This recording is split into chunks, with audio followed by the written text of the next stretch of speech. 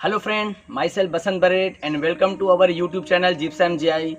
Friend, आज हम बात करने वाले हैं कि जब भी एक इंडस्ट्री में सेफ्टी ऑडिट की जाती है तो एक जो सेफ्टी ऑडिटर होता है वो एक सेफ्टी ऑफिसर से कौन कौन से पेपर की रिक्वायरमेंट कर सकता है। मतलब एक सेफ्टी ऑडिटर को हमारे द्वारा कौन कौन से पेपर उनको चाहिए होता है, इन सभी चीज़ों के बारे में हम इस वीडियो में बात करेंगे। वीडियो स्टार्ट करने से पहले मैं आप लोगों से कहना चाहूँगा, अगर आप लोगों ने अभी तक हमारे चैनल जिप्सम जीआई को अभी तक आप लोगों ने सब्सक्राइब नहीं किया है तो प्लीज़ आप हमारे चैनल को सब्सक्राइब कर लीजिए और हमारे द्वारा बनाया जा रहा है सारे वीडियो की नोटिफिकेशन पाने के लिए बेल आइकन को प्रेस कर दीजिए।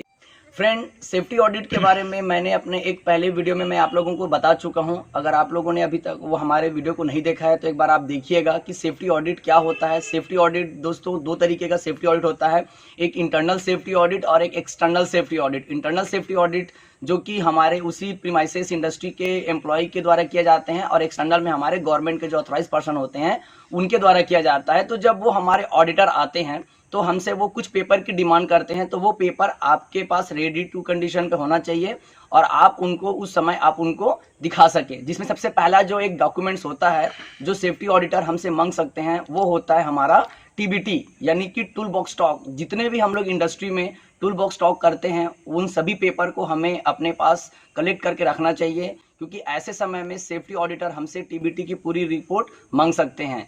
ये होता है। दूसरा होता है हमारे पास वर्क परमिट। जितने भी आपके काम हो रहे हैं, चाहे वो आपके रिस्क वाले हों, हॉट वर्क हो, चाहे वो कोल्ड वर्क हैं या आपके नॉर्मल मेंटेनेंस वर्क हैं, सारे परमिट की कॉपी आपके पास होनी चाहिए। ऑडिटर आपसे इन सारे परमिट की भी कॉपी आपसे मांग सकता है।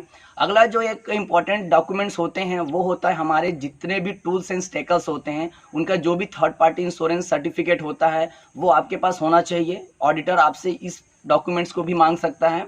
अगला जो परमिट होता है, अगला जो हमारे पास जो एक डॉक्यूमेंट्स होता है जो एक ऑडिटर हमसे मांग सकता है वह है हमारे मेडिकल रिपोर्ट। हमारे जितने भी एम्प्लॉय के जो हम लोग मेडिकल पेपर करवा के रखे रहते हैं वो पेपर आपके पास होना चाहिए। साथ ही साथ जब एक एम्प्लॉय, एक वर्कर जब इंडस्ट्री में पहली बार एंटर करता है तब हम उनका सेफ्टी इंडक्शन करते हैं, तो वो पेपर भी आपके पास रेडी कंडीशन में होना चाहिए। ये कुछ ऐसे पेपर जो हम आपको बता रहे हैं, ये कुछ ऐसे पेपर हैं जो एक ऑडिटर आपसे मांग सकता है।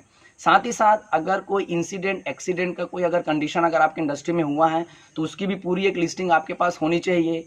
और साथ ही साथ आप अगर कार्य क्षेत्र पे, अपने वर्क साइट पे अपने वर्करों को एज पर वर्क कंडीशन आप उनको जो पीपीज प्रोवाइड कराते हैं तो उन पीपीज का पूरा आपके पास एक रिकॉर्ड भी होना चाहिए कि आप अपने पर्टिकुलर जो भी वर्कर एम्प्लॉय हैं उनको कौन कौन से पीपीज आप प्रोवाइड कर रहे हैं, किए हैं या नहीं किए हैं। ये सारे रिकॉर्ड आपके पास होने चाहिए, क्योंकि सेफ्टी ऑडिट जब होता है तो ये सारी चीज़ें आपके पास अवेलेबल होनी चाहिए और ऑडिटर आपसे मांग सकता है। इसके अलावा और भी बहुत सारी चीज़ें होती हैं, लाइक हमारे केमिकल इंडस्ट्री में जो हमारे वर्कर्स काम कर रहे हैं या फिर हमारा कोई उधर जॉब चल रहा है तो उसका जो एक MSDS पेपर होता है। MSDS कहने का मतलब होता है मटेरियल सेफ्टी डेटा शीट।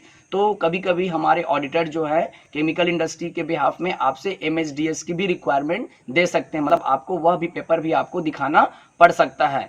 तो दोस्तों ये कुछ ऐसे बहुत सारे कुछ पेपर हैं जो आपके पास हमेशा एनी टाइम होने चाहिए, और जब भी आप इंडस्ट्री पे ऐसे वर्क में आप इन्वॉल्व हो रहे हैं तो उन पेपर को आप डॉक्यूमेंटेशन करके अपने पास रिकॉर्ड में रखिए।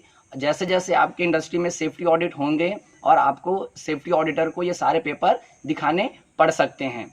अगर कंस्ट्रक्शन साइट में अगर आपका काम चल रहा है या फिर आपके प्लांट के अंदर में बहुत सारे हैवी मोटर व्हीकल काम चल रहा है, उनका काम है या मोटर व्हीकल चल रहे हैं, तो उनके जितने भी पेपर हैं वो भी आपके पास कलेक्ट होने चाहिए। लाइक उनका PUC पेपर, उनका रजिस्ट्रेशन नंबर, जो भी ऑपरेटर है, जो भी ड्राइवर है, उनका ड्राइविंग लाइसेंस, तो ये सारे पेपर भी आपके पास होने चाहिए। एक सेफ्टी ऑडिटर आपसे ये सारे पेपर भी मांग सकता है।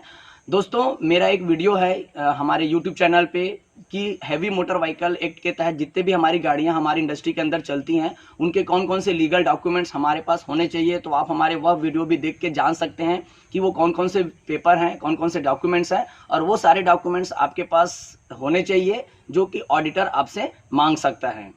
आई होप दोस्तों आपको हमारा यह वीडियो समझ में आया होगा।